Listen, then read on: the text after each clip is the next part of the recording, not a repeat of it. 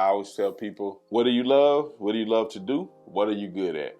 Do you love doing what you're good at? That will help narrow it down. I do understand a lot of people that's a tough thing to say. It's a couple things let's take from this. Grasp what business is. Understand that it does take a certain mindset to run a business. Grasp that first before you go into business, because some people, you might be better off at your job if you're not willing to sacrifice certain things and not willing to push. So business is not for everybody. It's not that you have to be the business owner. A lot of people find fulfillment in partnering with somebody else, and they do the business. They say, I want to see this grow for you, and I'm going to be the head cook because I just love cooking. To help decide what you want to do, find out what you love to do. Find out what you're passionate about. And a lot of people, that's what they don't do. We don't take that time to go inside and say, what do I really want to do? Could I do this, what I'm doing now? Am I doing it just for a paycheck?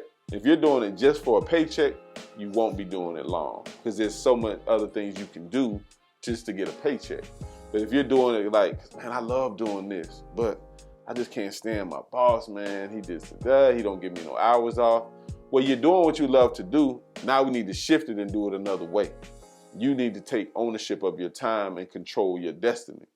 So a lot of people are doing things that they love to do, but they're not being compensated enough to grow and get some financial freedom. So you might be a great painter, and it might be time for you to just say, I'm going to walk away from this painting job and open my own painting company, because I've been here for almost 10 years. He's only going to pay me so much, and I know the ins and outs of how to run the business. So now I'm going to jump out here and I'm going to do this myself.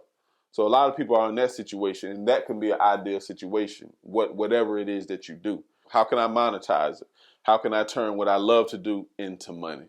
How can I make what I love to do pay my bills and do more than pay my bills, right? Because you're just paying your bills now, right? But you're not living a life that's free and financial and being able to take the breaks when you want, or being able to spend more time with your kids and have a better life.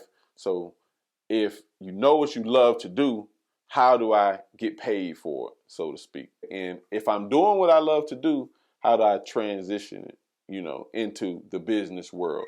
So those things will help you to decide what you need to do. I'm not saying it's easy, but it must be done if you want to grow and if you want to change your life.